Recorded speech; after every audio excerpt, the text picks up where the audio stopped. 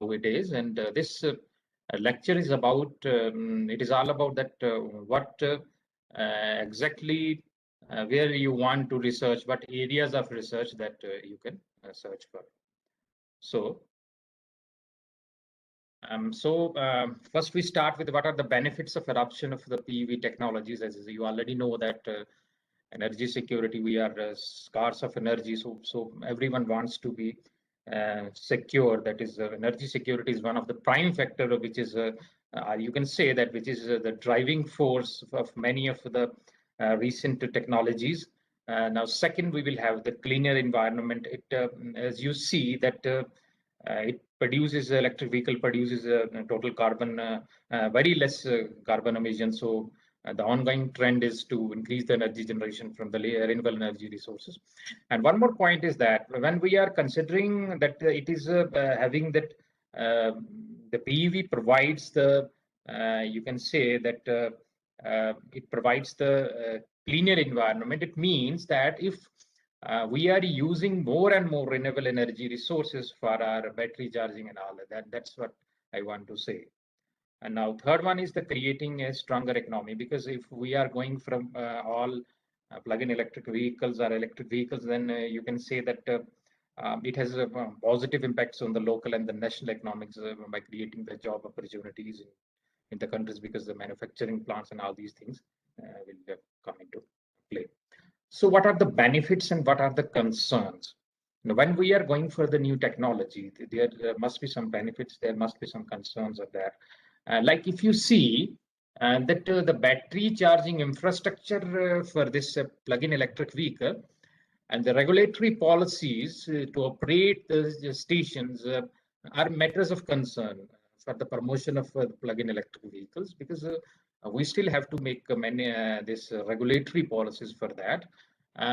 It should be it should be, the policies should be such that it should be offer simple and affordable pricing. Like if you see that if you take the case that off-peak hour charging is cheaper, for example, and it can be done by any available means. And however, you will see that billing system is not that simple in many of the countries like United States. So that is to be worked on. Now, next is the provide convenience. So if you see that public charging station, it supports the level 2 for the majority of the cars that charging at home. We can discuss the level 2 or level 1 charging stations. And last one is that they reduce the total carbon dioxide emissions if we are using the renewable energy.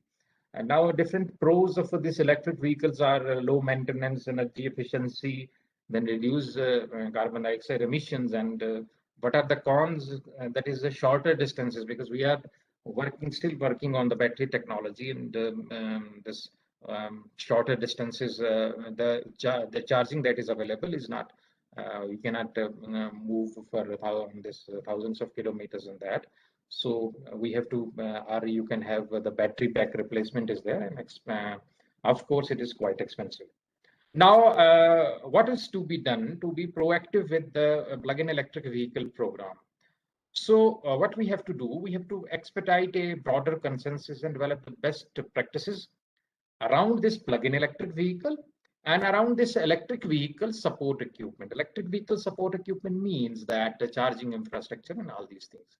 So what we have to do, we have to minimize the potential for the localized grid impacts of increased plug-in electric this vehicles through education and outreach to the stakeholders. What happens that whenever, suppose we are going for the plug-in electric vehicles, and suppose in some area you have a large number of the electric vehicles are connected to the particular area, and the loading of that area will drastically increase. So that would affect the transformer loadings and all these things, and so that would not be there. So it has the grid impact on this. This, you can say that whole of the grid will be impacted because of that. So for that, we have to take into consideration these factors, that we have to minimize this grid impacts because of certain education, or we can have certain policy so that there's this, you can use, or you can have the smart chargers so that the charging can done at a particular amount of time. And then when we can have the electricity cheaper, or we can have the minimum grid impact on that. And also we have to develop this electric vehicle support infrastructure with objectives to represent a new and potentially significant opportunity to increase the electric service revenue and shape the load curves. Now, if you see, as per the latest statistics, if you see that Europe leads in the electric vehicle mobility race, and with the Norway having a 74.8% for this. These people are using that. This. Now, one more thing is that we have to develop the alternate business models to support this electric vehicle support equipment and the ecosystem. That is, we must have to develop the electric vehicle installation codes, ordinances, regulatory. We have to get the regulatory permissions. Then we have to provide the roadmap, that is electric vehicle support equipment roadmap, including integration issues for utilities and public charging providers. Then the roadmap should be such that we will have this workplace and multi-family housing. So these are actually one of the unique challenges and demands created while we developing the electric vehicle support equipment. And of course, the marketing communication plan for communicating and educating parties for successful implementation and adoption of plug-in electric vehicles and electric vehicle support equipment. Second, now next is that we have to make such policy so that sell direct to the local auto dealers. That is, we have such a system that prepaid cards are provided for 12 months for public charging, like that we are done for mobile. So attract transportation electrification customers. Like we have to provide a wide net by including the vehicle charging for car share programs, workplace locations, etc. Engage in the community spread and marketing and communication campaign for the plug-in electric vehicle. So that are the things that we have to take into consideration while we are promoting these electric vehicles. Now, what are the different electric vehicle technologies? If you see the conventional electric vehicles, we are actually sources of energy is only gasoline, and emission is high. We have the hybrid electric vehicle. In the hybrid electric vehicle, we are using more and more gasoline and less battery. And however, still emission is there. Then plug-in electric vehicle, we are using more battery, and that this gasoline is used for charging, and charging can be done by other scenarios also. And then we have the emissions are less in that very case. And all electric, if you see, there is no emission because we are only using the electric. So these are some of the electric vehicle technologies. Now, what are the plug-in electric vehicle technology? So actually the plug-in vehicle, it uses the electric from the battery as the primary source. So the use of this plug-in reduces or eliminates the need for the gasoline or the diesel. And we have the cars and the trucks. There's batteries to supply the energy needed, and this will need to plug in to recharge. That's why they are known, and these are known as the plug-in electric vehicles. Now there are several types of you can say that plug-in electric vehicles, like the battery electric vehicle. Then we will have the extended range electric vehicle, then plug-in hybrid electric vehicle. If you take the case of the battery electric vehicle, BEV, so it is all electric vehicles. So they depend on the electric motors to make them to go. Large batteries give them longer range. They need to be plugged into the power source to charge. Second one is the extended range electric vehicle. And in the extended range electric vehicle, you can say that the gasoline engine, it powers the generator and that charges the battery. And an electric motor turns the wheel. So they run mainly on the electricity until the battery is depleted. Now, third one is the plug-in electric vehicle. So it uses both a gasoline engine and the battery-powered electric motor. So battery is charged by the electricity generated by the brakes and by plugging in the car. So series hybrid, as you know that series hybrid, parallel hybrid, and power split are series parallel hybrid. So in case of the series hybrid, it is a part of the plug-in electric vehicle technology. The electric motor provides power to drive the wheels, and the sources of electric energy are either the battery pack or the generator powered by the thermal engine. So you can say that, as we previously discussed, these are also called the extended range electric vehicles. Then in the parallel hybrid, both electric motor and fossil power engines work in parallel to the same transmission.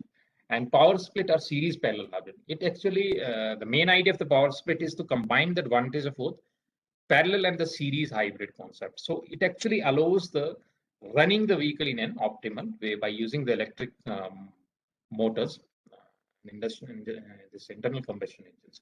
It depends on the different driving conditions. These are some of this, whatever we have discussed, that is series hybrid configuration, series parallel hybrid configuration, and parallel hybrid configuration. Now, related to that, we have two modes of operation of this electric vehicle. Now, first we discussed that what is state of charge. State of charge is actually the index in percentage of the normal energy capacity of the battery, which is remaining in the battery, and which actually determines the energy mode to drive. Now, the main advantage of plug-in electric vehicle is actually the capability to drive in the different energy mode. Now we have the two modes, charge depleting mode and the charge sustaining mode. As you can see in this diagram, we will have CD is the charge depleting mode and C is the charge sustaining mode. In the charge, if you see the charge depleting mode, it is only actually powered by the energy stored in the battery, and this is suitable for the you can say that urban driving. It means that charge, whatever we have charged, it is getting depleted. However, for the charge sustaining mode, the battery actually, we are recharging the battery again and again to maintain the SOC level, state of charge level. That is what we are doing. We are recharging the battery again and again. So particular state of charge is maintained between the minimum and the maximum value. So these two modes can be combined depending on the driving range to take the full advantage of the plug-in electric vehicle. So the feasibility of the charge sustaining mode depends on the driving distance and availability of the charging facilities from particular grid. So driving behavior energy management mode, we believe. These are actually some of the drivetrain configurations that are used in the plug-in electric vehicle. Like we have the battery with plug-in charging facilities, charge controllers, there's electric motor and transmission gear. And second one is plug-in charging facilities, charge control, then electric motor. Then this is actually the hybrid. Second one is we have the fuel system. We have IC combustion, internal combustion engine is used, and then we have the transmission gears. Now, what are the different components of the drivetrain? As we have discussed the drivetrain, with the different components of the drivetrain, the electric motor, as you know, that it converts electrical energy to mechanical energy, so it propelling the vehicle forward or backward. And AC and DC motor can be used for that very purpose. So electric generators, it actually converts mechanical energy to electrical energy. And in some of the vehicles, the two functions are combined in a single device by the motor generator set. Inverters, you already know the fact that inverters, battery actually supplies the DC. So what we have to do, the AC motor in the plug-in electric vehicle is coupled with the battery pack using an inverter. And the inverter actually converts the DC to AC and which is provided to the AC motor if we are using the AC motor. Now, a charger, it works in conjunction with the generator. It converts the AC electrical output from the generator to the DC and charges the battery. So these devices are fitted with the control mechanism by the charge controller to optimize the charging process, and which prolongs the life of the battery. And the next component is the large battery pack. So battery packs store the energy that is required to power the plug-in electric vehicle. And we are actually using the lead acid and NIMH in the lithium-ion battery. So the lithium-ion battery pack will be dominant battery pack in the future plug-in electric vehicles. So battery actually, it has the significant price. That is, you can say that the price of the electric vehicle is more because of the only battery components. So these are the different components that we have discussed. That is, we have the energy storage system, power electronic converter, Then we have the motor, then mechanical coupling is there, and we have, if this is a hybrid system, so fuel tank is there, internal combustion is there, and it will drive this vehicle. Now, actually, the plug-in electric vehicle has two modes of operation. That is the all electric mode and all blended mode. All electric mode, that we don't have this internal combustion engine for that, and all blended mode, that it means that it is also there. So we have here we have the control device, the connector, then inlet, coupler, and then charger.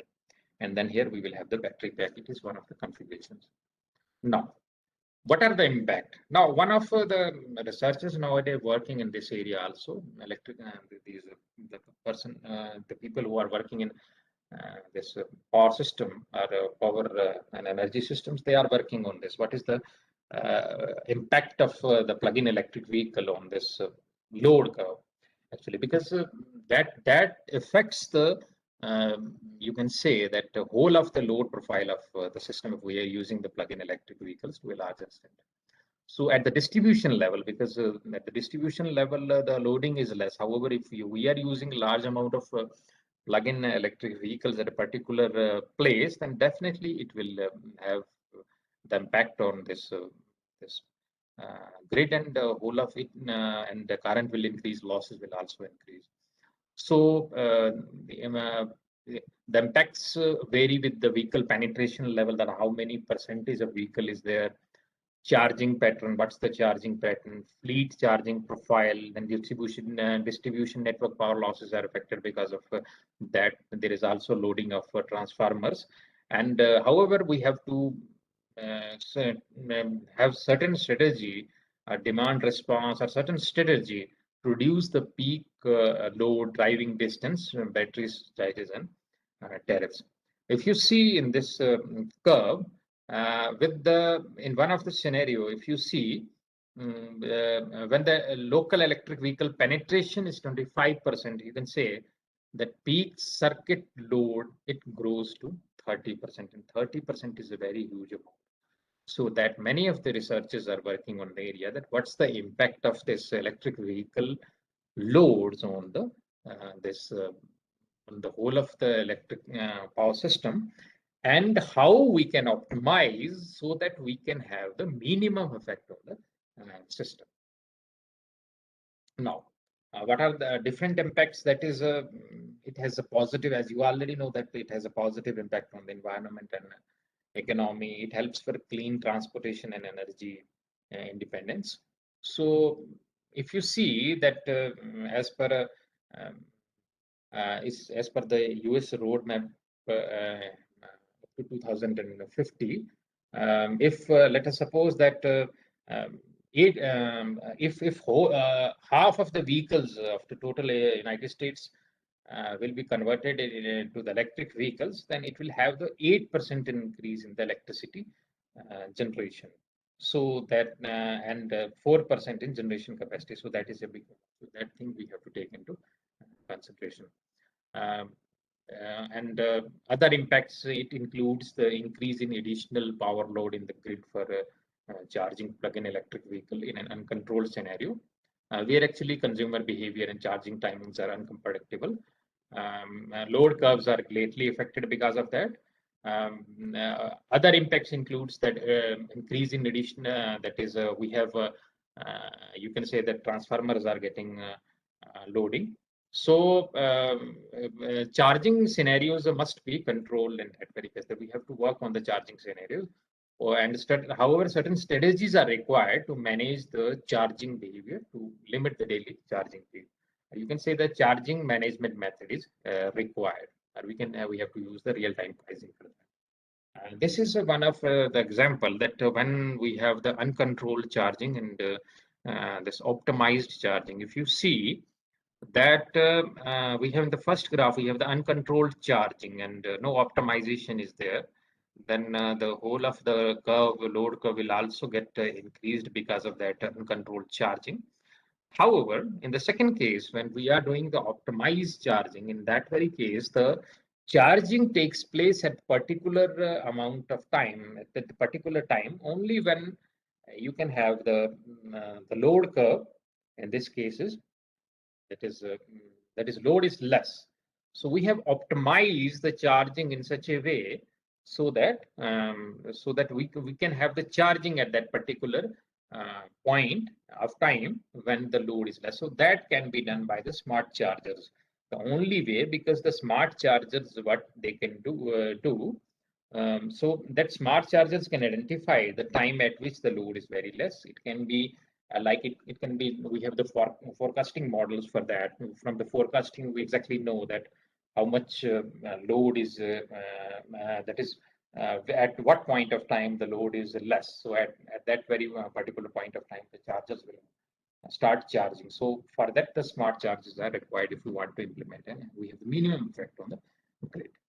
Now, if you see that with the PV battery capacity range from 2 to 17 kilowatt, the energy requirement will be 5 to 40 kilowatt hour on a slow charging.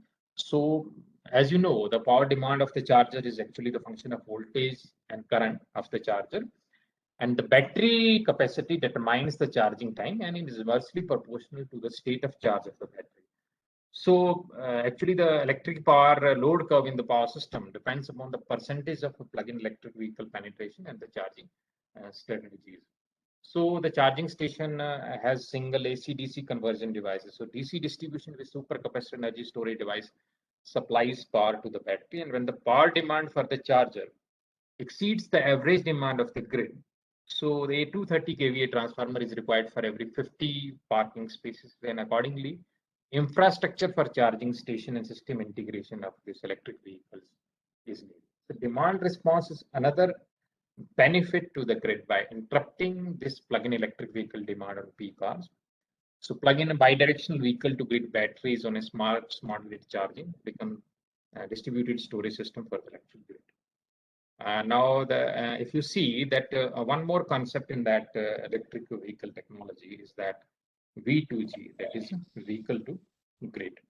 So in this case, V2G means that whenever is required, let us suppose that we have a certain lacking of power at a particular amount of time. So what we do, we can provide bidirectional power flow. It means that the vehicle can also provide the power to the grid to support that. If you see, we will have this system in which we have the bidirectional power. That is, it can also provide support to the grid. So that is also one of the concepts that has been used. So what it does, whenever there is a requirement of the grid, the requirement of electricity is what we do, because electric vehicle is nothing. It's actually a battery. So we are plugging those electric vehicles to those charging stations, and as a result, it can bidirectional flow takes place. That is, and the electricity can flow from these electric vehicles to all of the grids to make it more resilient. It means that it makes the grid more stable, secure, and resilient. So by frequency regulation and spinning reserve as a backup capacity within the distribution system. And it also allows the greater penetration of wind and solar resources in the grid. So this vehicle to grid promises a prominent application in global transition to the emerging green and sustainable energy economy. So now other impacts of this plug-in electric vehicle on the power system, it means that is the average temperature of the transformers will increase because of the increase in the loadings at a particular point of time, at a particular that is time at a particular area.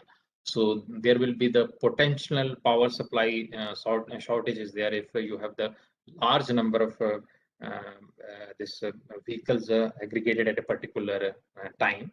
So and also one more thing is that the batteries, we have to optimize the things that it should be storing energy from the lowest carbon emitting sources, namely nuclear and renewable energy. But the main challenge is to make the two demand and supply load curve coincide. So that is also one of the area of research, that how we can optimize our curves in such a way that the battery charging can takes place from the low carbon emitting sources. Now, other factors like we have to take into consideration some of the these impacts of this different impacts of this into consideration, so that we have to chalk out certain strategies, so that you can have we have to optimize, so that the things are more and more you can say that this complicacy would be reduced. Now, one more thing is that advanced analytics and the implementation of advanced distribution management system will be critical to the solution. It means that advanced analytics means that we will have the whole information of whole of the system. That is, we have the forecasting information, we have the information from the consumer side, we have the information from the vehicle side. So these comes under the advanced analytics. So many of the researchers are working on this advanced analytics area. That is taking the data and then we correlating that data and then giving the final solution that a particular operator. It means that giving the final solution to the person who is operating the vehicle. So coupled with this intelligent line and transformer sensor, so this distribution management system, it helped the operators to understand the operations in real time, and smarter meters could be a huge benefit to more effectively manage the network.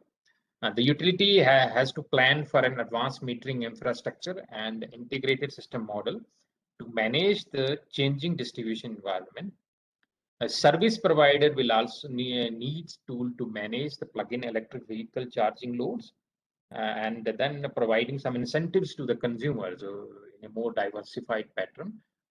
Charging station should have facilities and communicate with the plug-in electric vehicle and determine the battery this storage status, and then transfer that information to the this distribution management system, and this would enable the utility to proceed with the charging the plug-in electric vehicle, cycle the charge, or schedule the charge for the later.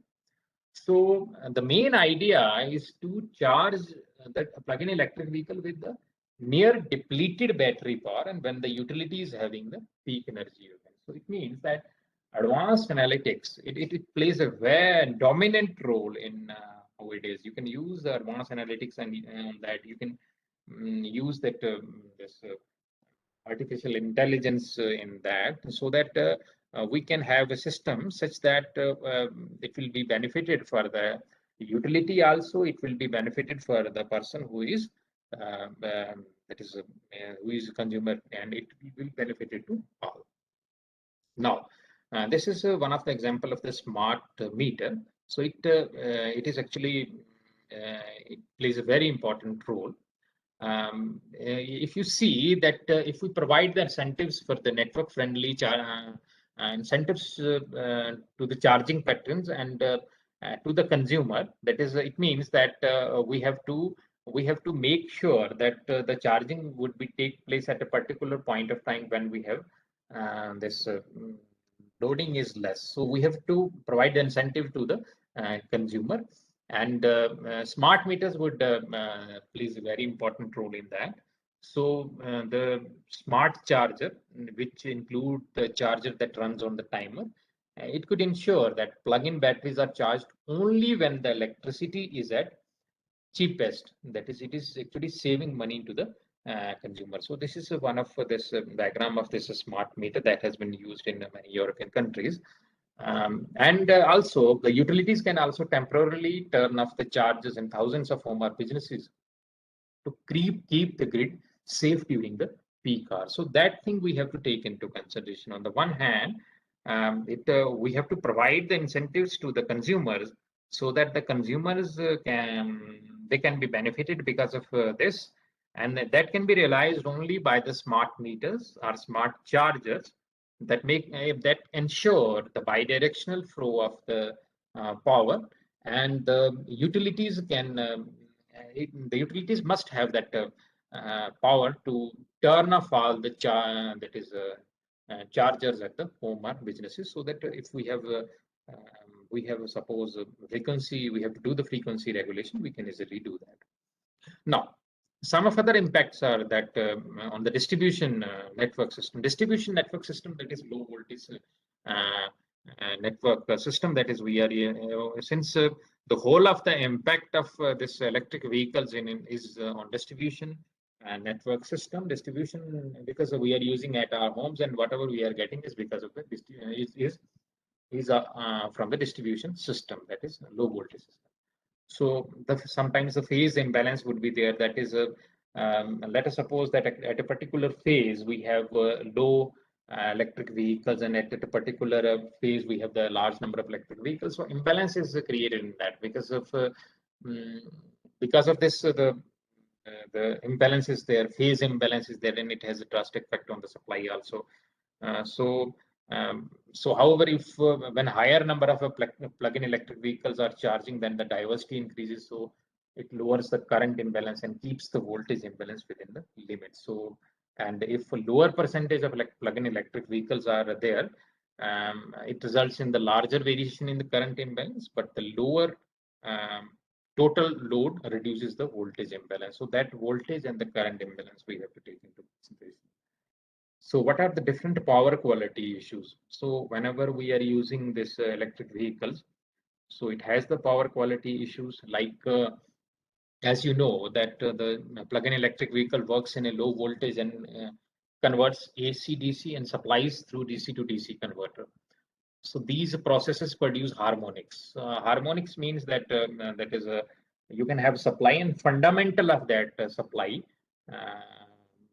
That is, we have the supply voltage and the fundamental of that.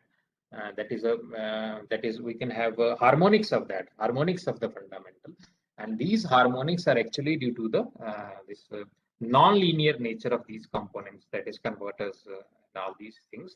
So because of that, we have the harmonic distortion in the distribution system, and also we have since we have the non-linear elements in the inverters and the battery charges, it increases the voltage distortion and current harmonics significantly in the power system. So it has these battery charges for the plug-in electric vehicle from harmonic producing loads produce harmful effects on distribution system and residential electric appliances. If you see that what are the impacts of on the power network, the beneficial impacts is that we can have the recent V2G technology, that is vehicle to grid technology. Whenever we want the voltage regulation, we can do it. However, the harmful impacts are the increase in power losses. We can have increase in power losses. Voltage instability is there. Then we have the increase in the peak demand. Peak demand increases. Power quality issues. That is, we cannot get whatever the quality of power we require, and overloading of the distribution components. So these are actually some of the impacts of the electric vehicles on power network. Other impacts are transformer degradation and failure. So actually, the transformers are designed for typical load patterns. When when plug-in electric vehicles are deployed, the load pattern will change, and the power system may not be capable of handling the new pattern and additional load demand. As this study reports that additional plug-in electric vehicle loads have increased the transformer failure by 0.02% per year and reduced the life of the transformer by 69% for peak or level 2 charging, that we can discuss what is level 2 charging. And the next impact on the circuit breakers and the fuse blowout, the harmonic distortion affect the interruption capability of circuit breaker, because breakers are actually used for the fundamental, that is for breaking or making the circuit for a fundamental component. However, when it is not used for the fundamental, when harmonics are there, it can has an effect on that. So this higher harmonic current has thermal effects and dissimilar current distribution that degrade the factors of interruption and extend the arcing period in the fuse blowout.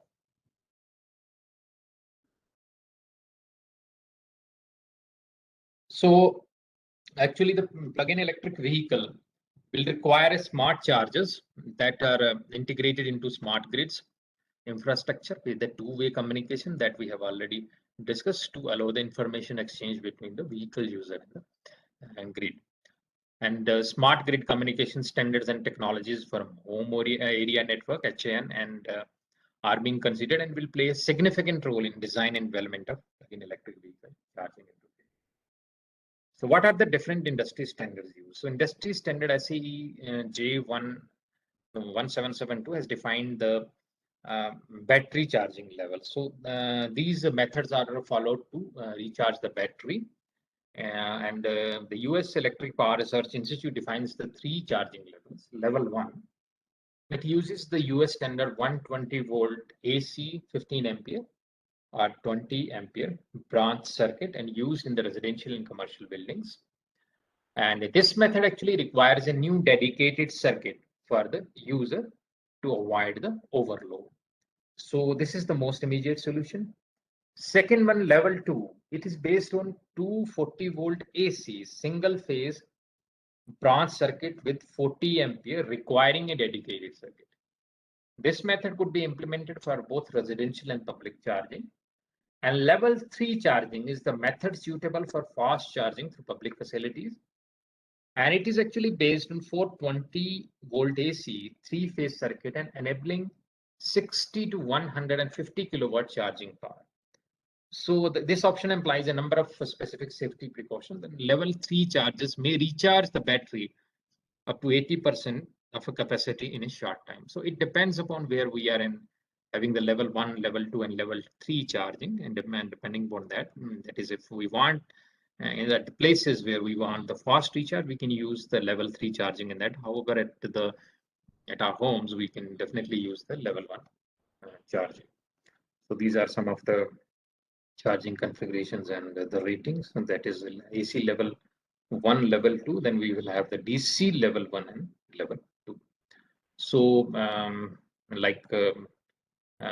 that we have already discussed, the AC level 1, the voltage is 120 volt, level 2 240, and level 3 240 volt, and accordingly the current rating is given. We have the DC level 1 200 to 450 volt, and however DC level 3, it is the fast charging. Now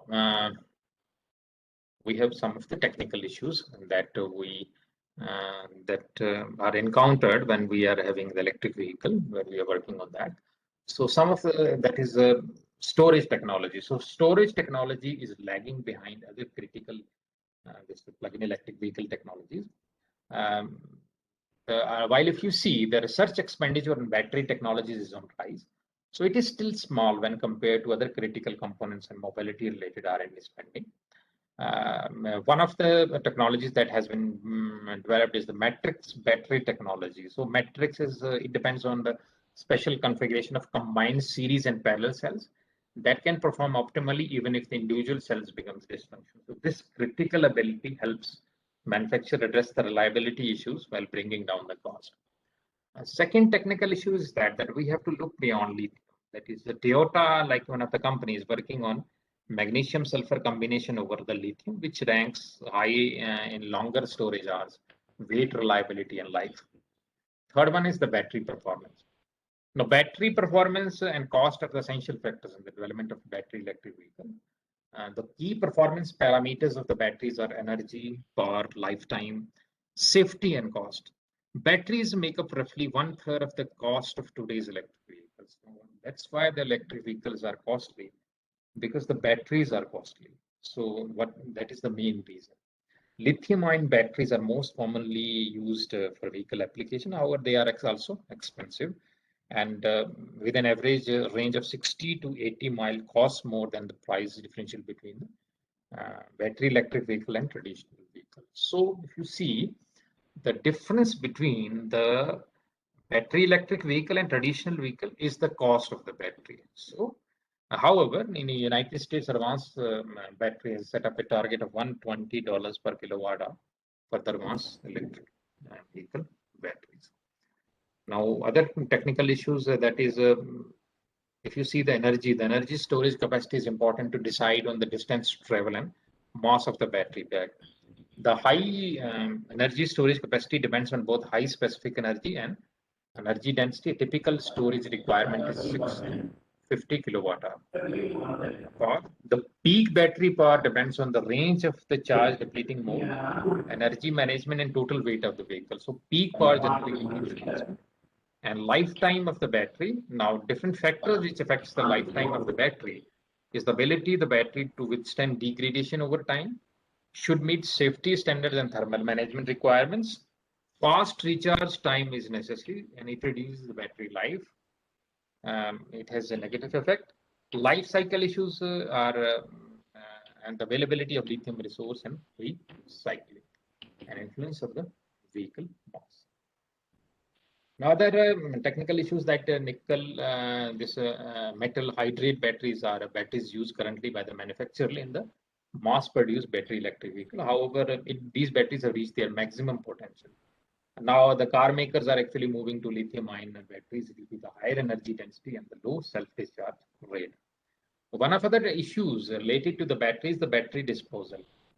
So the batteries for electric vehicle are recycled after their useful life, while recycling a small percentage of the poisonous battery metals, especially lead and the cadmium, would leak into the environment and affects the human health and ecosystem. But recent battery technology development has avoided use of lead acid and nickel cadmium in batteries.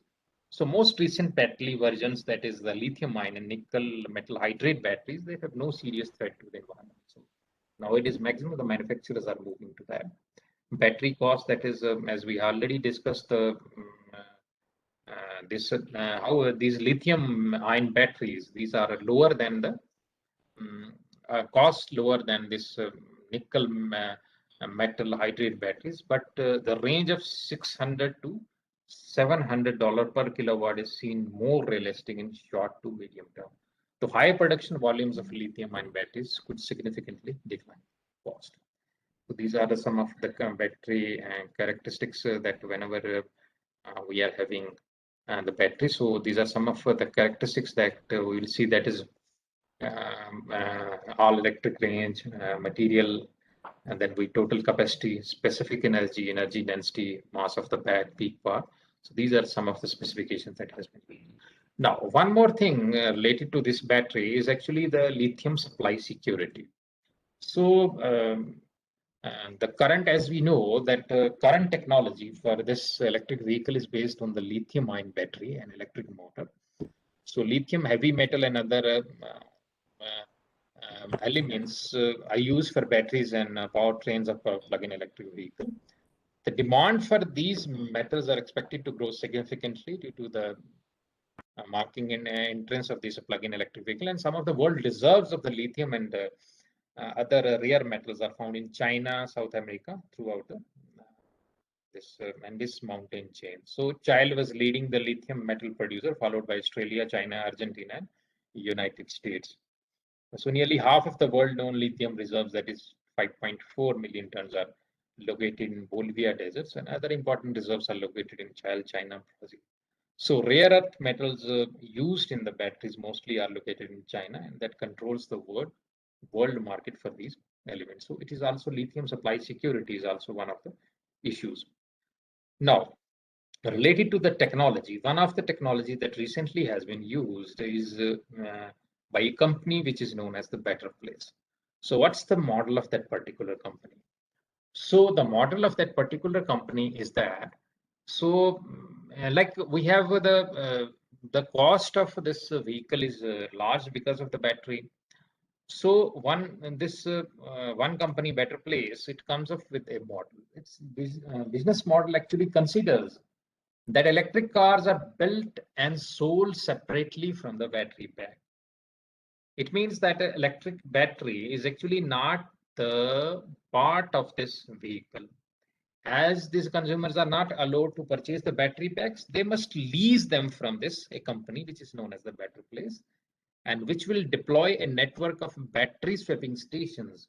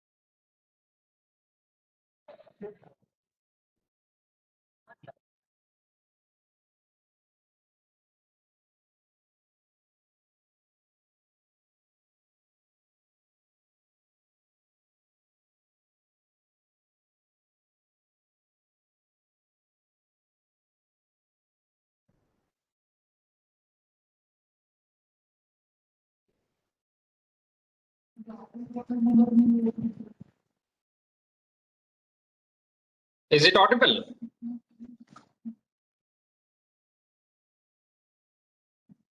Am I audible? Yes, Sir, sir. you Yes, sir. Now, yes. Okay.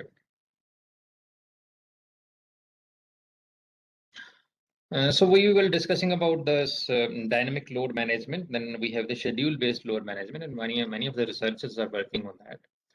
So we can schedule the loading in such a way that we can have the minimization of the cost of generating the energy plus associated grid losses.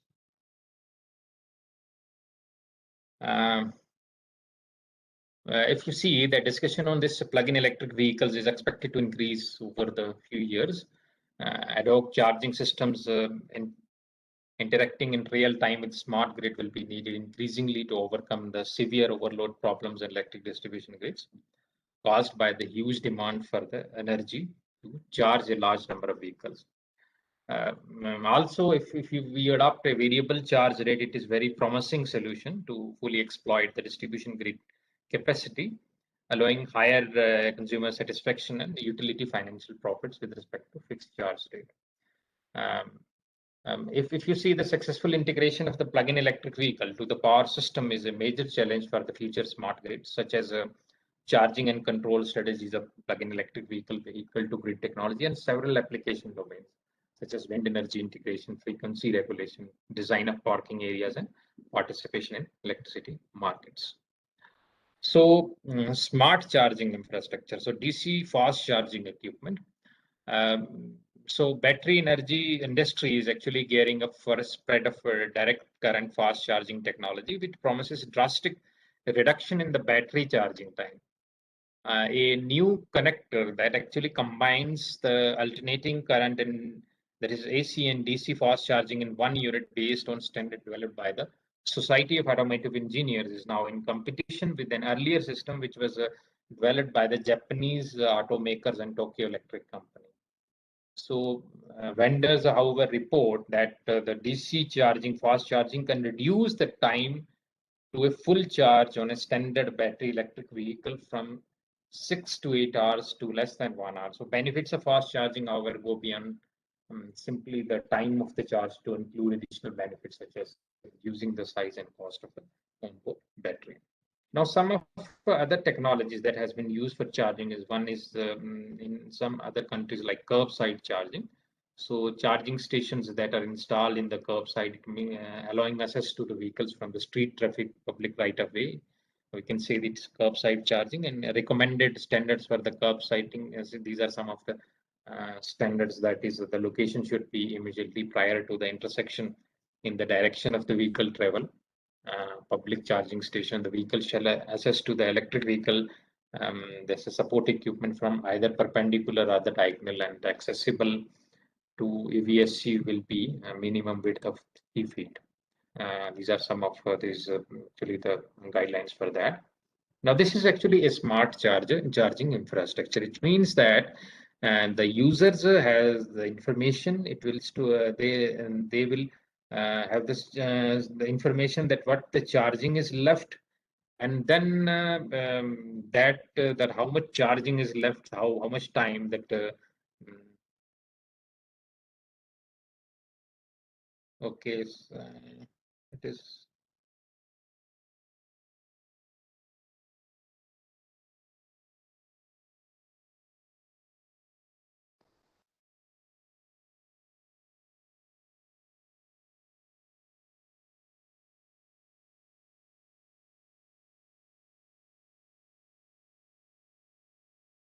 So how much charging is left? That information is sent to the cloud, and the cloud, this utility operators, they can see the information, and then they can send the information to the nearest charging station, whether the charging is available, and they can see the load patterns of that particular area, and then send that user to that particular this charging station, so that he can have then they can optimize the cost also, and then he can charge he can charge the electric vehicle at that particular point. So this is actually an example of smart charging infrastructure which is required. Now, some of the infrastructure that has been used in different countries is the off-street charging stations. So charging stations are located not in the public right of way, and such as the designated fueling or parking spots. These are considered for that very purpose, and these are some of the recommended standards for the off-street charging stations, that it should be in accordance with the requirement for the accessible parking spots. The vehicle should approach the charger in a perpendicular and diagonal to the electric vehicle support equipment. So these are some of the off-street charging station. These are some of the rules that has been framed depending upon that particular country, so that we can have the charging, that is, we can have accessible charging for all. Now, integration of this PEVs to the electric grid. In an integrated smart system, the electric vehicle with vehicle to grid is capable to send power to electric grid, so that we have already discussed. An automobile with this V2G technology is referred to as mobile energy or smart charging. With the V2G technology, the parked car can supply electricity to the grid. It means that it has the different benefits of that it can help in this stabilizing the grid. It can help in the frequency regulation, voltage regulation, and as a result, it can have some incentives also, because it means that it is simply a battery pack, and that battery pack we can use for the frequency regulation of the whole of the grid, and it consists of the online generators synchronized to the grid to keep the frequency and the voltage steady. So a smart grid has to cope with the large-scale integration of distributed energy resources, intelligent and controllable loads, and electric vehicles. So increasing number of electric vehicles brings an extensive amount of distributed and fast response battery storage capacity, also thus paving the way for the new chances for renewable energy system integration. The integration of electric vehicle to electric power system poses a challenge on technical, economic, policy, and regulatory issues that should be managed with the new architects, concepts, and algorithms. Plug-in electric vehicle offer an uncommon opportunity to address the energy security, air quality, climate change, and economic growth. And the market growth is uncertain due to the policy, economics, and technical challenge, and easy adoption of plug-in electric vehicle nationwide. So, regulatory framework to foster the innovation to increase the plug-in electric vehicle value without compromising the reliability of the electric that is required. Public and private investment in charging infrastructure that is must. Facilitate PEV rollout for the easy purchase. That is one of the factors, so that we can have the more and more electric vehicles in that, and the consumer education plug-in electric vehicle technology. So this is actually one of the example of the integration of PEV to the electric grid. So electric grid is nothing but it is a kind of a load. However, if we want to use it as V2G, it means that we can use it as generators. So, however, we can schedule our system in such a way that whenever there are issues of this issue, we can have the increase or the decrease in this loading, then definitely we can use that. So what are the promotion strategies that needs to be adopted for the promotion of this electric vehicles? Like, we have to give the incentives to the consumers, incentives to the manufacturers and sales of plug-in electric vehicles, incentives for EVSC charging infrastructure, to private and public fleet owners, incentives to promote V2D technology, and incentives to administrative promotions for the plug-in electric vehicle. So related to the charging method, there are different charging methods for this. We can have one is the this wireless transmission. It means that it is a transmission of electric power from the power source to an electric load without the use of physical connectors. So wireless nature of this transmission makes it useful for environments where the implementation physical connectors can be inconvenient or impossible. So this is actually the regional PV charging standard and strategies in, say, in the different countries that has been adopted, like AC single phase, AC single phase, AC three phase, and DC charge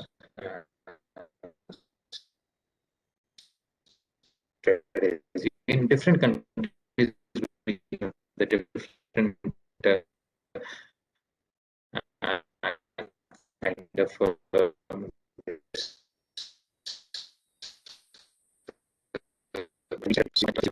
how we EV configuration. So PHEV10, it has the battery size of 4 kilowatt hour, and then the voltage and the current level is 3 hour 5 minute. Then we will have if we have 240 and 32 ampere, then 35 minute, and then it is not applicable to that. Only fast charging we will have in this case PHEV 14. Now this is a AC level 2 charging schematic. We will have the utility.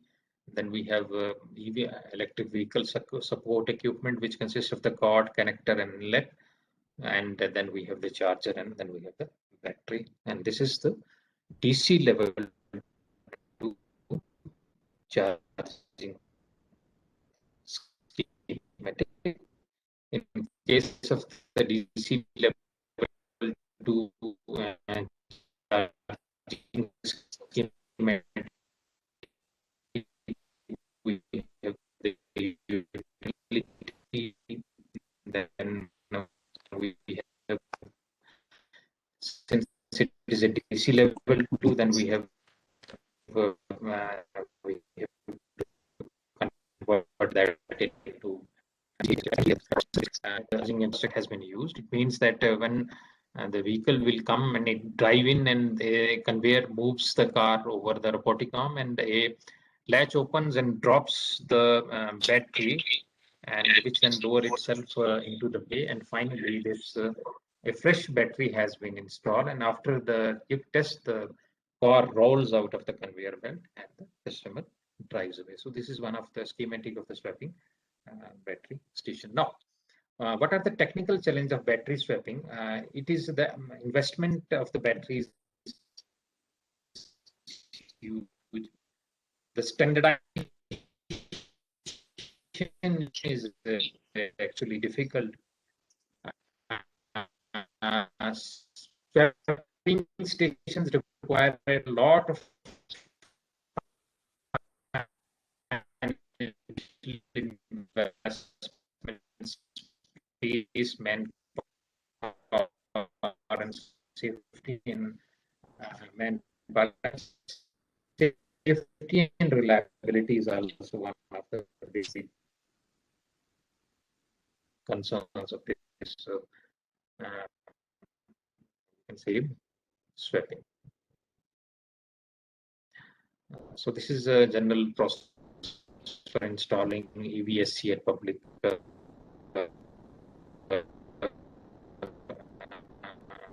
facilities, like we can have whole of this, the installing that whole of that system that are working is the EV charging with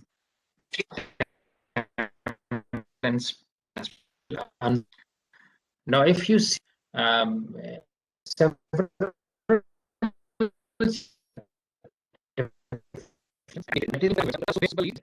so charge when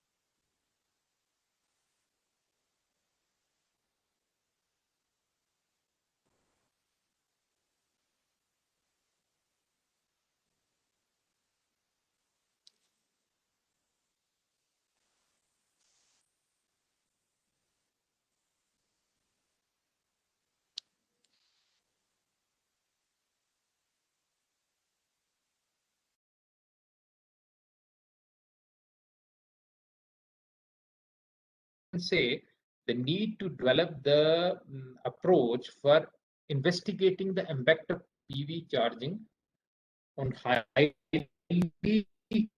interdependent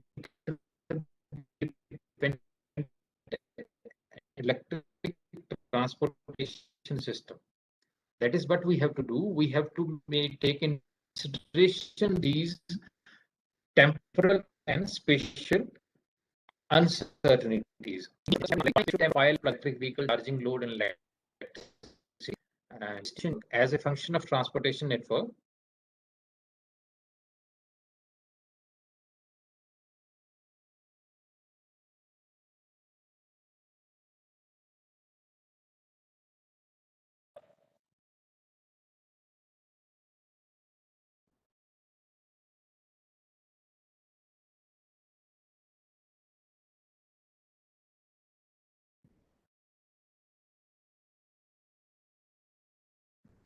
Am I audible?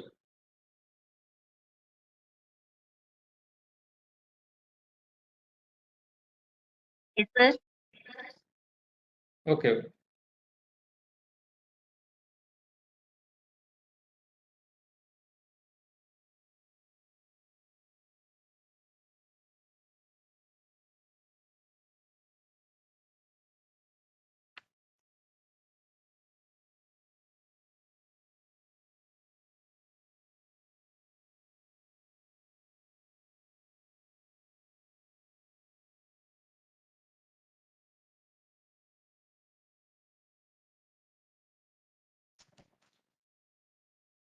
So we have to take into consideration the model. We have to model the spatio-temporal traffic demands of plug-in electric vehicle. We have to quantify this spatio-temporal profile of plug-in electric vehicle charging load on electricity distribution network as a function of transportation network operation. And we have to explore the system impacts of spatio-temporal electricity charging load under the various these schemes. Now, what are the different methods which are used for that? If you see that if for a temporal dimension and spatial dimension, we are using the different method, right? Like the MC method, that is Monte Carlo method, we are using for Markov chain theory is used, fuzzy logic system is used. And for the spatial dimension, dynamic traffic flow model, parking generation rate model, demographic model, and the traffic simulation software is used. So this is one of the diagram in which we have it is shown the plug-in electric vehicle temporal scheduling and the spatial scheduling. It means that we have to take into consideration the time, and we have to take into consideration the space, and we come up with a solution so that we can have the minimum cost for and minimum cost and for these the end users. So what is the importance of simulation? Modeling and simulation. Simulation actually it will predict the traffic dynamics and network flow patterns by solving how to assign the time varying travel vehicles to a congested time varying network under time dependent user equilibrium conditions are under time dependent system optimal conditions. As you know, the planners will focus on distribution layer power flow analysis. The transportation modeling and simulation tool will have to capture the dynamics of individual travelers rather than the aggregate travel demand. So in order to model the plug-in electric vehicle in the transportation network, we need to integrate the activity-based travel demand model with the simulation-based dynamic traffic assignment model to model the travel choices of each plug-in electric driver and regard function right individual plug-in electric vehicle. The batteries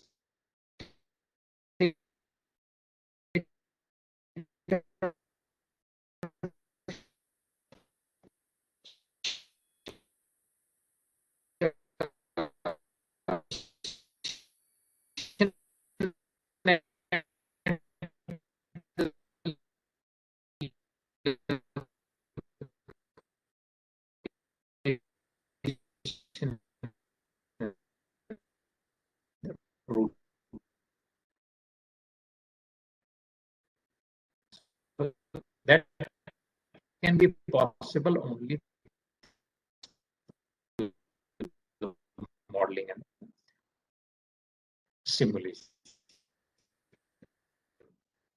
Now, with regard to integrating activity-based travel dynamic network models to find effective supply and demand that emerging, that is the provision information advanced traffic. It will provide duration, it will time, and it will provide the route chosen depends on the assumptions made by that. Transportation networks will provide data on spatio-temporal PV travel activities that consider the traffic flows. The main idea is that what we have to do, we have to take into consideration the power distribution system, then take into consideration the transportation system, and then we can chalk out a strategy so that we can have the minimum cost for all these factors involved. So, this is the control and management of PV. And one more thing is that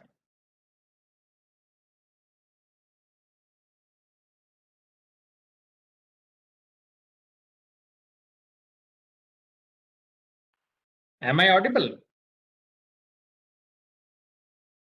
Yes, sir. Okay.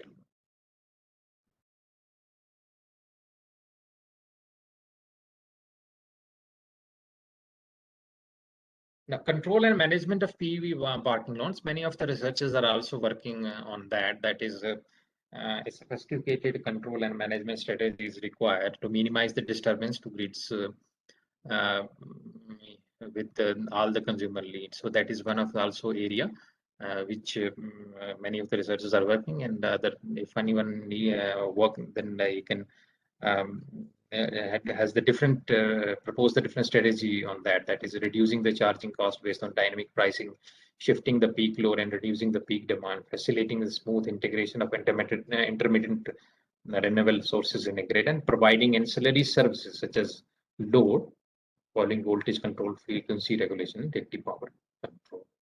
So one more thing is that nowadays, if you see that if you take the case of and this electric this whole of the charging system, that we cannot have the centralized system for that. When more and more systems will increase, we cannot have the centralized system for that. So we can have the decentralized system for that very purpose. It means that decentralization means that it means that the control is given at the local level than at the central level. This is one of the example of the control and management of PV parking lots. That is, we have the transportation system, we have the economic and social network. That is some of the regulatory issues and all these things. Then we have the information of infrastructure. Then we have the communication infrastructure. So all these things are involved. That is, we will have the EV charging station, then aggregator, and then we have the grid. You can say that optimizer. So grid operator. It means that they can work in a combined way so that we can have the feasible solution for that. So this is actually some of the control. As I have already discussed that like we have instead of having this this plug-in electric vehicles, it is beneficial only when we have this when we are using more and more renewable energy resources. So that is also one of the area which anyone needs to work in that. That is how this. Let us suppose that if we are working on some if we are having the charging station at particular building, so instead of using that instead of using the power from the grid, why not we have the local control and the local generation for that very purpose? So that is also one of the many of the research projects are going in that very area also. So then we have the V2G technology that we have already. Of the concept. In addition to this, V2G, we will have this vehicle to building. It provides the backup power. It ensures that there is a high quality of power for the building and supply power to the building when the grid power is costly. So that is also one of the concepts nowadays which are using. That is, we have the grid to vehicle G2V. Then we have the grid this vehicle to grid, and that is and then vehicle to building. So it means that we are actually using it as a battery pack. It means that we are considering it as a battery pack. So then finally, we have already discussed that centralized and decentralized, like now it is we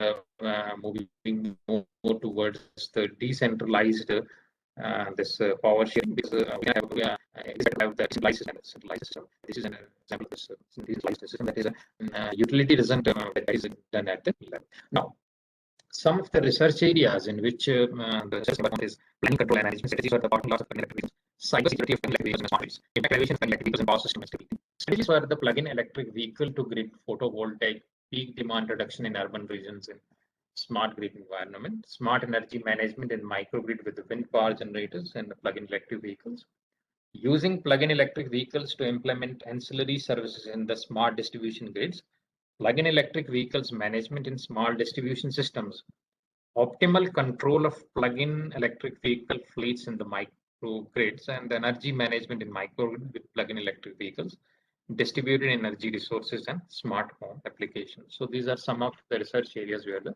researchers are working and explore the possibility that.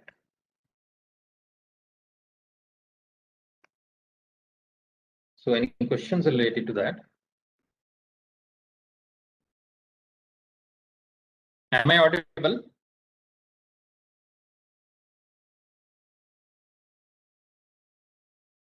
Yes, sir. Okay. Any questions related to that?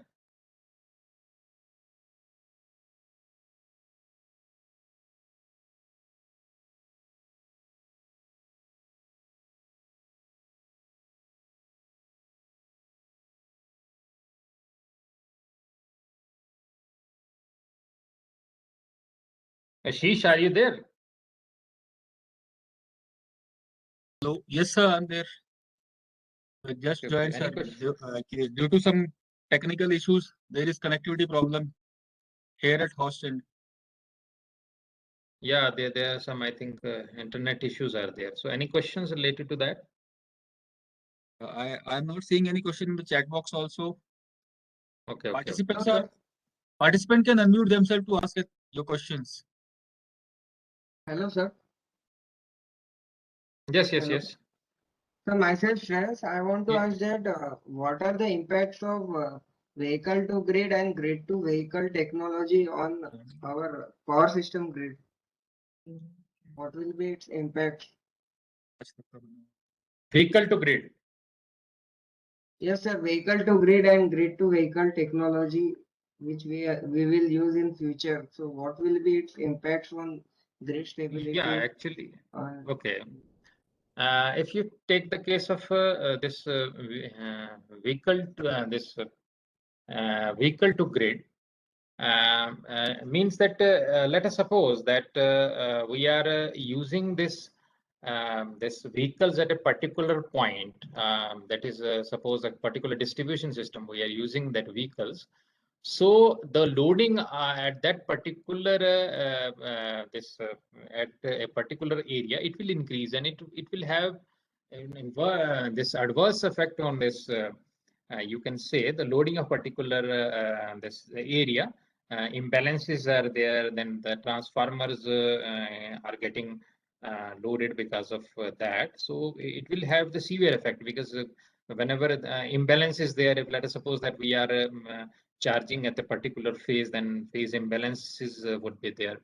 So it will have impact on that. However, if you take the case of the vehicle to grid, vehicle is actually, we are considering the vehicle to grid as a battery only. So it means that whenever the requirement is there, let us suppose that we have the less loading and we want the frequency regulation or voltage regulation, we can simply connect that this battery packs. Vehicles are simply the battery packs. We can connect the vehicles to that particular area so that we can have the smooth load curve of that particular area. So it have you can see that if we are using this vehicles at a particular at particular area, the loading will increase. So it will have a reverse effect on the loading, depending upon that condition at that particular area. That if you are charging at that point of time when the already load is there, then everything is getting stressed out. So I think that these are some of the effects. Okay, sir. Means in a vehicle to grid, we will have to continuously monitor voltage and frequency at point of common coupling, means at point of coupling. Yeah, that can be possible only through this smart meters. That is, smart meters are through analytics, smart analytics. It means that you have all the information that is available with you. So that can be possible. Okay, sir. Thank you. Okay.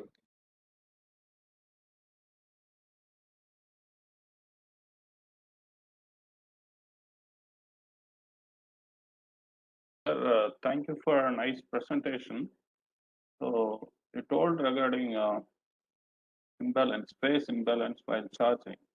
So I think the high power charges are three-phase nature, I hope. If it is three-phase nature, it can be eliminated, right? Yes. Okay. Okay, three phase. Yeah. So if actually it is related to that. If suppose that rightly you are saying that it's three phase in nature. However, if we have a single phase charging infrastructure, then it will be possible like that. And we have the three phase charger, we have the single phase charging, depends on that. However, if a single phase charging infrastructure is there, definitely it will create the imbalance in that. Yes, sir. Thank you, sir. Yeah. Okay.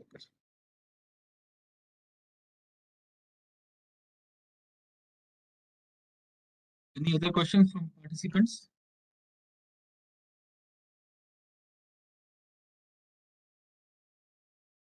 I think we have done from the questionnaire session. Thank you, sir. Thank you for a valuable time. Okay, Ashish. I think there is some disturbance with, I think, internet issues are there because last night there was some rain. So Sir, we regret for that. There is disturbance of internet connectivity at NIT Srinagar and we regret for it. Yeah. Okay. Thank you, sir, for a valuable time. It was a very interactive session and you have explained very well about the recent EV technologies. Thank you once again, sir. Thanks. Okay, thanks, Ashish. Okay. Thank you, dear participant, for being patient despite of being the internet connectivity error. We'll have our next session from 2:30 p.m. Thank you. Thank you all.